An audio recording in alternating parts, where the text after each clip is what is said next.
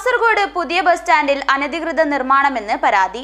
വനിതാ വിശ്രമ കേന്ദ്രത്തോട് ചേർന്ന നിർമ്മാണ പ്രവൃത്തികൾക്കെതിരെയാണ് ബസ് ഓണേഴ്സ് അസോസിയേഷൻ രംഗത്തെത്തിയത്. പ്രവൃത്തികൾക്കെതിരെ കോടതി സമീപിക്കുമെന്ന് തൊഴിലാളി സംഘടനയും വ്യക്തമാക്കി. കാസർഗോഡ് പുതിയ ബസ് സ്റ്റാൻഡിലെ വനിതാ വിശ്രമ കേന്ദ്രത്തിന്റെ മുൻവശത്ത് അനധികൃത നിർമ്മാണമുണ്ടായതായി ബസ് ഓണേഴ്സ് അസോസിയേഷൻ ആരോപിക്കുന്നു. മുൻവശത്തേക്ക് കൂടുതൽ തള്ളി നിൽക്കുന്ന രീതിയിൽ ഷീറ്റുകൾ പാകിയാണ് നിർമ്മിതി. ബസ് സ്റ്റാൻഡിൽ പുതുതായി നിർമ്മാണങ്ങളൊന്നും പാടില്ലെന്ന നിർദ്ദേശം ലംഘിച്ചാണ് ഇത്തരം നിർമ്മാണം ഉണ്ടായതെന്ന് bus operators federation Kasaragod taluk secretary Muhammad Kunhi പറഞ്ഞു.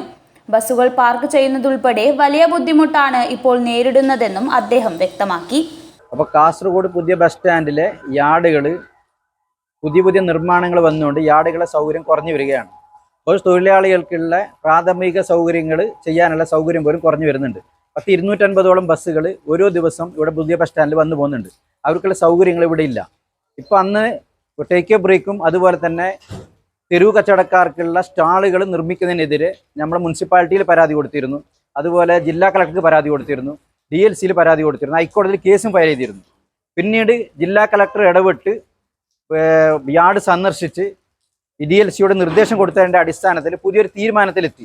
ബസ് ഉടമസ്ഥ സംഘവും അതുപോലെ മുനിസിപ്പാലിറ്റിയും ചർച്ച ചെയ്തതിൻ്റെ അടിസ്ഥാനത്തിൽ ഒരു ടേക്ക് എ ബ്രേക്ക് നിർമ്മിക്കാനും അതുപോലെ തന്നെ തെരുവ് കച്ചവടക്കാരുടെ സ്റ്റാളുകൾ പകുതിയായി 28ഓളം സ്റ്റാളുകൾ നിർമ്മിക്കാനും തീരുമാനിച്ചു. അതുകൊണ്ട് 28 സ്റ്റാളുകൾ ടേക്ക് എ ബ്രേക്ക് നിർമ്മിച്ച് ഇതിന് മുകളിൽ ഇനി ഒന്നും ഇവിടെ ഒരു നിർമ്മാണ പ്രവർത്തനം നടത്തുകയില്ല എന്നുള്ള എഗ്രിമെന്റ് ഉണ്ടാക്കിയിട്ടുണ്ട്. ആ എഗ്രിമെന്റ് ഞങ്ങളെ കയ്യിൽ തന്നിട്ടുണ്ട്.